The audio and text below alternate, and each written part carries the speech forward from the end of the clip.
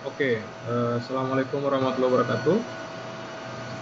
Waalaikumsalam warahmatullahi Waalaikumsalam warahmatullahi wabarakatuh. wabarakatuh. Oke, pada hari ini kita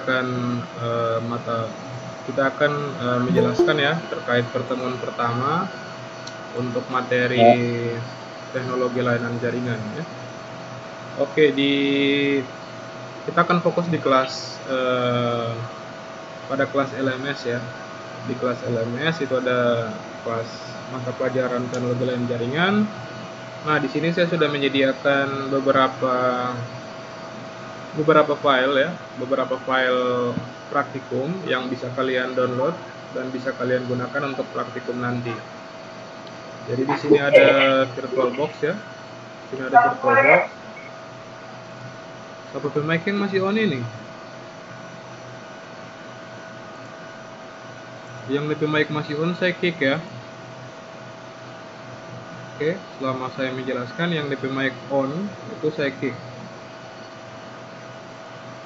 Oke, di sini kita akan mulai pembelajaran ya, di mana persentase penilaiannya itu sama, hampir di semua mapel yang saya ajarkan itu presentasinya seperti ini.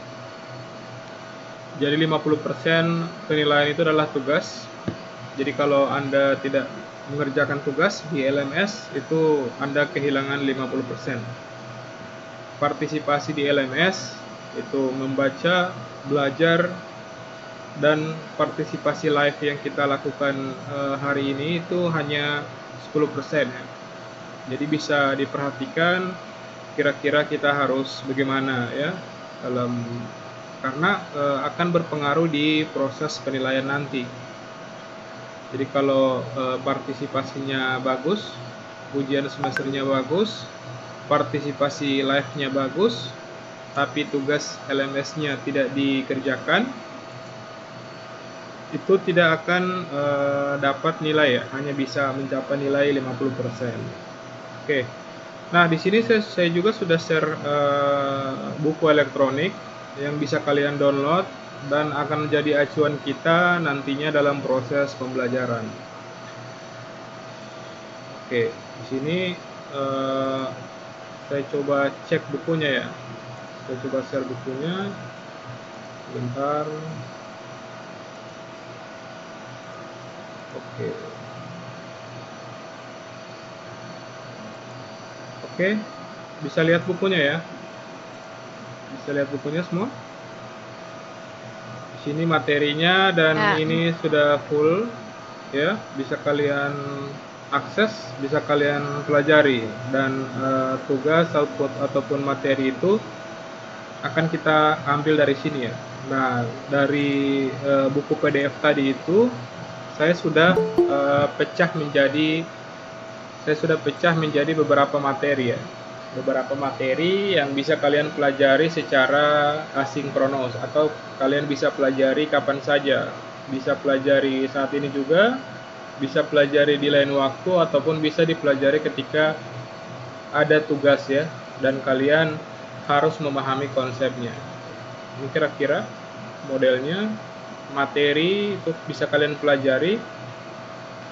Jadi di materi pertama hari ini kita akan belajar terkait PBX ya.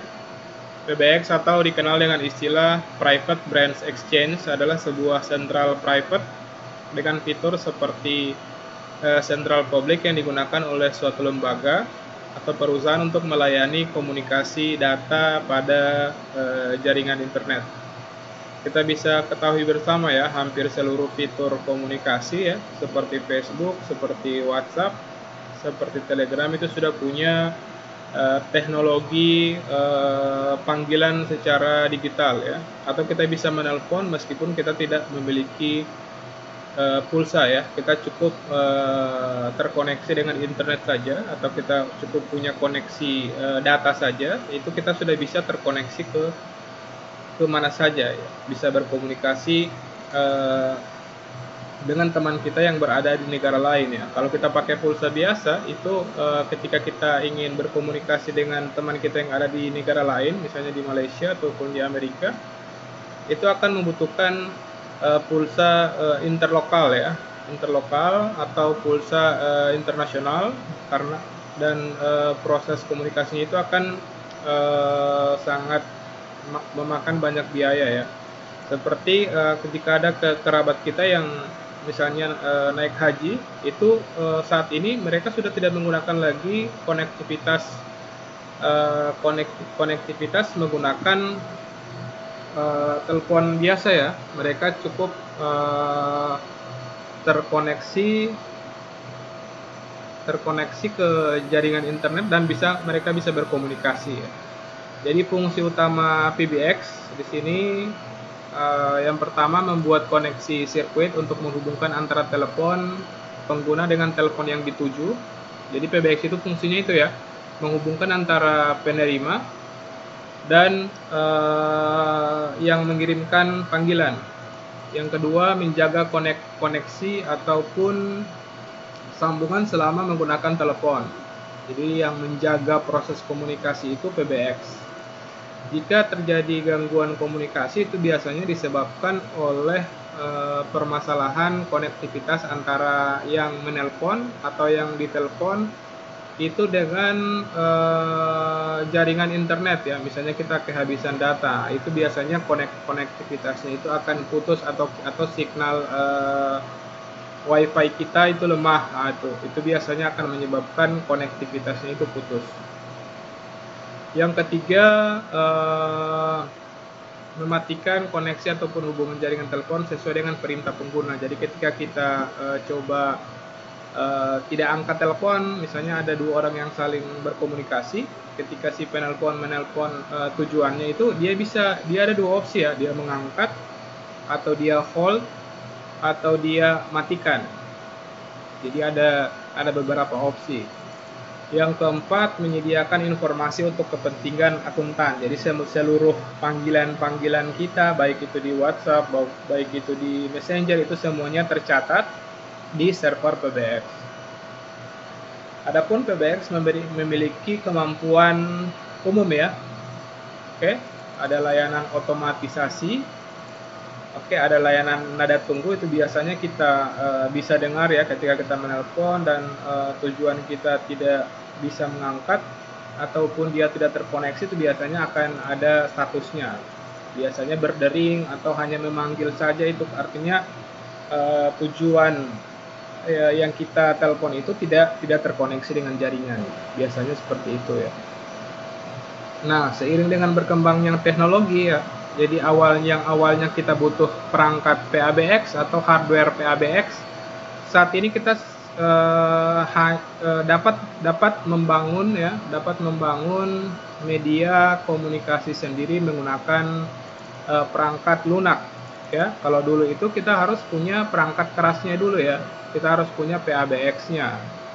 Nah, saat ini ketika kita ingin berkomunikasi, kita cukup menyediakan sebuah komputer yang akan bertindak sebagai sebuah server PBX, dan di dalamnya kita bisa install software ya atau aplikasi yang berfungsi untuk kontrol panggilan. Jadi fungsi komputer kita itu akan berfungsi layaknya sebuah server PBX. SoftSwitch diperkenalkan dan dikembangkan oleh ISC ya, International SoftSwitch Consortium, yang sekarang telah berubah nama menjadi International Packet Communication Consortium. Jadi mereka mengembangkan sebuah perangkat lunak yang dapat digunakan untuk membangun komunikasi data antara pengguna. Jadi tidak perlu kita mengeluarkan biaya yang besar lagi ya untuk bisa membangun sebuah server komunikasi. Kalau kita cek di Google harga PBX,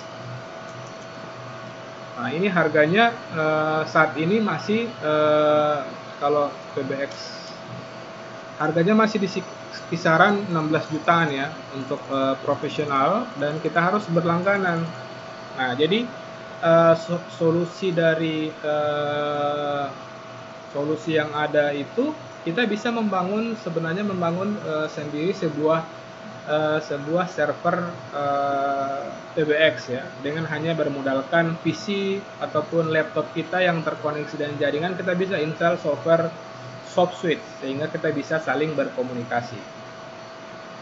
Oke, sampai di sini sudah punya gambaran umum ya terkait bagaimana itu PBX dan bagaimana itu SoftSuite. Oke. Bisa ya. Jadi kita semua ini berkomunikasi, baik saya komunikasi melalui WhatsApp, baik itu teks maupun berbasis VoIP, berbasis voice panggilan, itu semuanya menggunakan sebuah server ya, sebuah server yang di dalamnya diinstal sebuah software yang dikenal dengan PBX. Oke, kita ke materi selanjutnya. Bagaimana si layanan server PBX tersebut bekerja ya. Jadi kita bisa lihat ya, sebuah sistem IP PBX terdiri dari satu atau lebih telepon ya, atau dikenal dengan SIP ya. SIP ini adalah protokol yang biasanya digunakan untuk meregistrasikan pengguna ke dalam server SoftSuite. Sebuah server IP PBX dan secara opsional VoIP gateway ya, VoIP gateway terhubung dengan jalur PSTN ya. Artinya dia bisa terhubung dengan server atau pengguna yang ada di dalam jaringan dan di luar jaringan. Fungsi PBX IP server mirip dengan cara kerjanya dengan proxy server ya. Jadi klien atau kita pengguna itu akan diberikan sebuah nomor unik yang bisa saling berkomunikasi menggunakan nomor tersebut ya. IP PBX memiliki daftar semua ponsel pengguna dan alamat yang sesuai dengan SIP mereka. Jadi untuk bisa berkomunikasi tentunya kita harus terregistrasi ya. Sama halnya kita ketika ingin menggunakan data, kita harus membeli kartu atau chip Telkomsel ataupun Excel ya untuk bisa berkomunikasi. Nah, di chip tersebut itu sudah tertanam nomor ya, dan nomor tersebut sudah terdata di server PBX, sehingga ketika kita melakukan aktivasi kita langsung bisa berkomunikasi melalui jaringan seluler ya. Kalau menggunakan SIP, kita bisa menentukan atau mengkonfigurasi nomor sesuai dengan keinginan ataupun kebutuhan kita. Nah, nomor dalam SIP ini kita kenal dengan extension ya, extension dan DL plan pada SoftSuite. Jadi kita ini di mata pelajaran teknologi layanan jaringan ini kita akan membangun ya sebuah server PBX berbasis SoftSuite, di mana kita akan membangun sebuah server yang dapat berkomunikasi layaknya provider seperti Telkomsel, namun secara mandiri ya. Kita tidak butuh chip atau kita tidak butuh kartu. Kita cukup menyediakan servernya dan kita akan bangun server tersebut. Yang terpenting adalah klien kita atau pengguna yang akan menelpon dan yang akan ditelepon tersebut terkoneksi dengan jaringan yang ada server PBX-nya, sehingga kita bisa berkomunikasi ya. Di sini saya di materi di LMS ini saya sudah menyertakan ya video untuk mengkonfigurasi. Itu kalian bisa lihat ya. Di sini juga ada perkenalkan materi terkait protokol SIP, bagaimana cara kerjanya. Nah, di sini kita bisa lihat ya. Kita akan melakukan proses konfigurasi secara virtual dulu. Jadi secara virtual dulu menggunakan Cisco Packet Tracer. Jadi yang ada laptop, silakan pastikan di laptop kalian itu punya Cisco Packet Tracer, di mana kita akan mensimulasikan ya komunikasi antara komputer, dan selanjutnya kita akan memvisualisasikan menggunakan perangkat server ya. Jadi kita akan jadi di atas itu saya sudah menyediakan aplikasi-aplikasi yang dapat kita gunakan sebagai PABX. Di sini ada Download Breaker, ada Trixbox. Jadi ada banyak sekali software SoftSuite yang dapat kita gunakan. Begitu juga dengan kliennya ya. Jadi kita bisa download klien ini di laptop maupun di handphone kita. Nantinya kita akan coba demokan. Nah, di sini ada tahapan-tahapan konfigurasi. Di sini memasukkan IP address, melakukan konfigurasi DHCP, melakukan konfigurasi layanan PABX pada Cisco Suite, mendaftarkan nomor ya, kira-kira ini nomornya sudah didaftarkan, ini konfigurasinya, konfigurasi VLAN-nya, ada panduannya semuanya ya. Jadi kalian nantinya akan diminta untuk melakukan proses konfigurasi sesuai dengan materi yang ada di sini. Jadi kalian tinggal ikuti saja ya, konfigurasi apa yang diketikkan, topologinya seperti apa, itu kalian silakan ikuti melalui LMS ini, dan akan kalian upload ya, upload hasil konfigurasi kalian. Bisa dipahami sampai di sini? Nah, ini proses komunikasi ya, proses komunikasi antara IP PON COS 0 dan IP PON 1, itu saling berkomunikasi. Jadi IP PON 0 coba menghubungi IP PON 1. Nah, di sini sudah ada panggilan masuk ya. Kira-kira itu dulu ya materi yang bisa saya sampaikan terkait perkenalan PABX, soft switch maupun VoIP. Jika ada pertanyaan dari kalian itu silahkan, atau ada yang masih bingung silahkan yang mau bertanya.